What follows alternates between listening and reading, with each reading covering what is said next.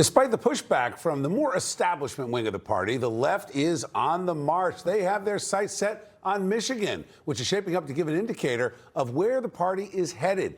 Congresswoman Haley Stevens is backed by Senator Chuck Schumer, and the establishment is facing off against Abdul al-Sayed, who has the backing of AOC and Bernie Sanders, among other socialist leaders. Now, that race has become ground zero in the fight for the future of the party. Over the weekend, al-Sayed attacked ICE and pro-Israel Americans, two of the primary issues causing the fracture within the party. If I'm ICE, you damn well better believe I'm dangerous. If you're AIPAC, I'm dangerous. Let's talk more about this with Republican New York City Councilwoman Vickie Paladino and former communications director for Alexandria Ocasio-Cortez, Corbin Trent. Welcome to you both. Thank you for having us. All right, Corbin, I'd like to start with you on this from a Democratic standpoint. How dangerous is this for the Democratic Party? You've now got a split right down the middle. This split rivals any MAGA split that the Republican Party had going back to the last couple of elections. How does the Democrat Party come out of this when you've got candidates outright talking about communism? What candidates are talking about communism? There ain't a single one talking about communism, but we'll put that aside. What I think you have right now in the Democratic Party is something you had back, I don't know, 2014, 2012, 2010 in the Republican Party when it was called the Tea Party. And, you know, they wanted to abolish the Department of Education, the Department of Energy, Medicare, Medicaid, Fannie Mae, Freddie Mac. You know, they wanted to abolish the whole blasted thing. But what it did is it created an anti-establishment wing, and it opened up a lane for people to say, hey, what we've got systematically is not working. And it led to the election of Donald Trump. It led to the election of a lot of people in the Freedom Caucus. And it broadened the ideas that were acceptable in the Republican Party. And I think that's what's happening here. You're seeing a broadening of the ideas. I don't think fire departments are communism. I don't think libraries are communism. I don't think that the dozens of dams and bridges and roads that we have built around here in East Tennessee are communism. I think that's how you build countries. It turns out. Yeah, Vickie. You know, I think it's interesting because you know we hear this is sort of what that clip from Bill Maher was sort of referencing. A lot of the Democrats who say no, that's not what we're talking about. You know, and you know Corbin talking about infrastructure and all of these things. Whereas you know even someone who is more traditionally liberal, a traditional Democrat like Bill Maher says no, you're talking about socialism and beyond. He said he doesn't want to live in communist America. He's read the actual statements and the claims of what these people want to do. And as pretty as a picture as you want to paint, the reality is right here in front of us. 100%. Corbin, you really, I don't know what kind of sunglasses or eyeglasses you're using or what you got wrapped around in your mind. But when your candidates talk, they're not talking about infrastructure at all. They're talking about tearing down the American government as it exists. Okay. And Bill Maher, kudos to him. Whoever thought I would be saying that? I can't wait to be on his show. You know, the sun is rising again. Eyes are opening, ears are opening. People are becoming very aware of exactly the hijacking of the actual Democratic Party and what's been going on. We've got a hijacking of our foreign policy, too, though. Excuse me. They're talking about stopping that. They're talking about stopping the hijacking of our healthcare system. They're talking about returning things to affordability. They're talking about things like Medicare but for all. Corbin, you're wrong. Nothing here is affordable at all. Everything rides on the taxpayer's back. Nothing you have said. So your people, your DSA candidates, all they want to do is increase tax, more tax.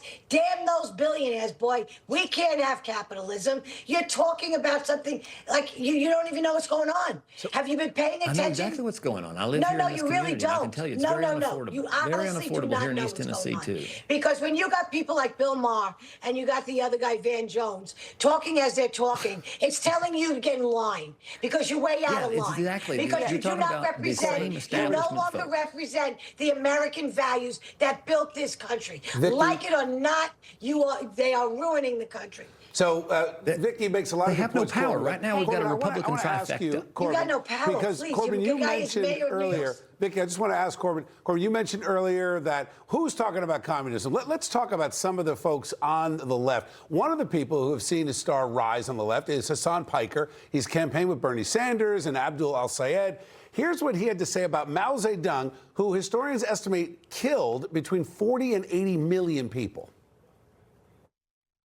Mao Zedong is one of the great leaders of this world, okay? A man who changed the entire universe, the entire planet. So, Corbin, when you hear that and then you look at some of the policies that are being talked about in New York City with Mamdani, some of the candidates across the country, how do you look at that and not condemn that? 40 to 80 million people, innocent lives. How do you not condemn it? Mamdani.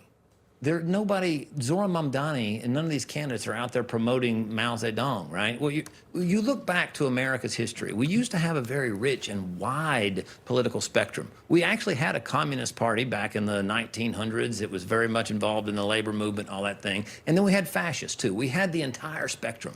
People all the way from one end of the spectrum to the other. And where we ended up was more moderate, more middle. We ended up, even during FDR's day, you know, when we were building all these things that I think that have powered this economy for the last several decades, we still had this political spectrum. And right now what you're seeing with the Trump administration is they're hell-bent on weaponizing ideology.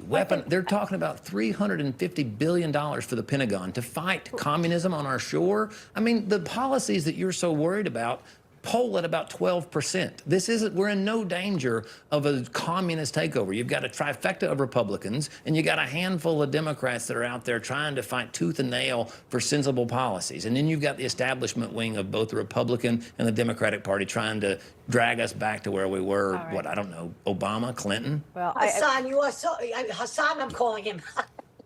You are so off base, Corbin. It's not even funny. You totally live in reality. took Bill's question and you totally wrapped it around a completely different narrative.